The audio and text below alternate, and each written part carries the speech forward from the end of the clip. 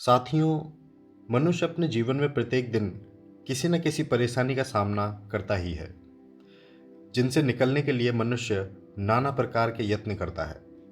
हमारे सनातन धर्म में ऐसे कई ग्रंथ हैं, ऐसी कई पुस्तकें हैं जो मनुष्य को एक बेहतर जीवन जीने के लिए मार्गदर्शन देती हैं।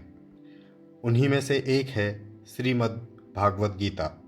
राधे राधे मित्रों, आप सभी के हृदय में उपस्थित उस परम तत्व को प्रणाम करता हूँ।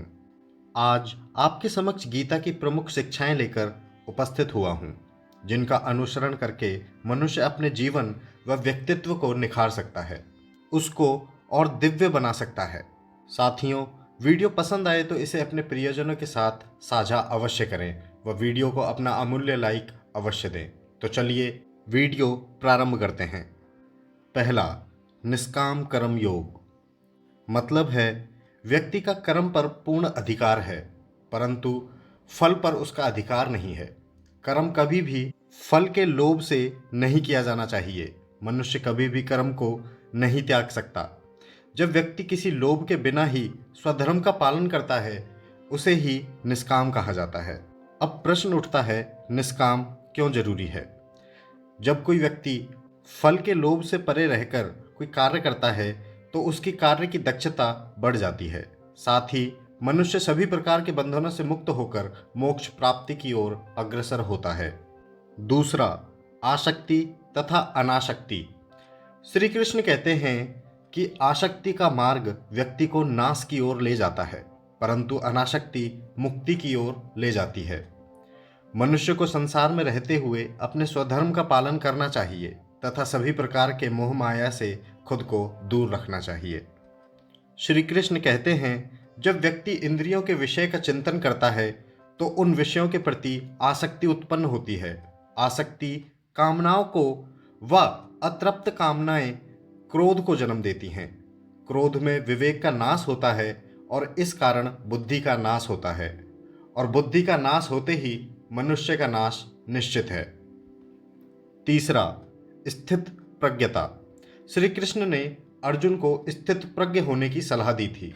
श्री कृष्ण जी के अनुसार स्थित प्रज्ञता एक मानसिक अवस्था है जिसमें व्यक्ति अपनी इच्छाओं पर पूर्ण नियंत्रण कर लेता है तथा राग, द्वेष, भय और क्रोध से मुक्त हो जाता है। स्थित प्रज्ञ व्यक्ति हार जीत, सुख दुख, लाभ हानि, प्रशंसा निंदा आदि में एक समान भाव रखता है। स्थित प्रज्ञ होकर व्यक्ति अपने जीवन से मानसिक तनाव को खत्म कर सकता है। दोस्तों, वीडियो ज्ञानवर्धक लग रहा हो तो लाइक अवश्य करें।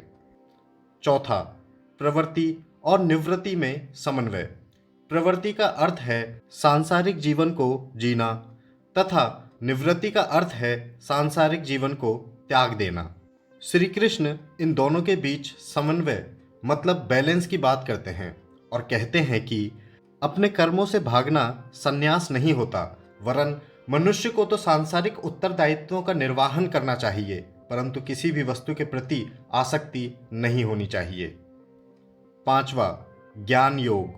गीता में बताया गया है कि ज्ञान के समान कुछ भी पवित्र नहीं है। श्री कृष्ण कहते हैं कि ब्रह्म ज्ञान अथवा आत्मज्ञान ही अंतिम ज्ञान है।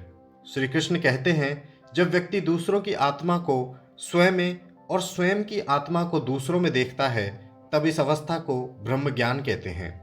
ज्ञान प्राप्ति के 3 उपाय गीता में कहे गए हैं। पहला, श्रवण मतलब ब्रह्म विषयक ज्ञान को ध्यानपूर्वक सुनना। दूसरा, मनन मतलब ज्ञान के प्रति सभी प्रकार के संशयों को दूर करना। तीसरा, निधिध्यासन मतलब ज्ञान पर निरंतर ध्यान केंद्रित करना। छठा, भक्ति योग। श्री कृष्ण कहते हैं कि जब कोई मनुष्य सब कुछ त्याग कर ईश्वर की शरण में चला जाता है तो ईश्वर उसे मुक्ति का मार्ग दिखाते हैं।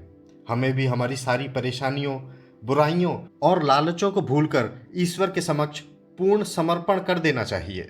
तो साथियों, आशा करता हूँ आप भी इन शिक्षाओं को अपने जीवन में उतारेंगे और इनका लाभ लेंगे। वीडियो जानकारीपूर्ण लगी है तो अपने प्रियजनों के साथ अवश्य साझा करें। श्री कृष्ण से हम सबके मंगल की कामना करते हुए आप सबसे अगले वीडियो तक विदा लेता हूँ। ऐसी ही और जानकारियों हेतु आपके अपने चैनल मंत्र शक्ति 108 से जुड़े रहें। जय श्री राम मित्रों।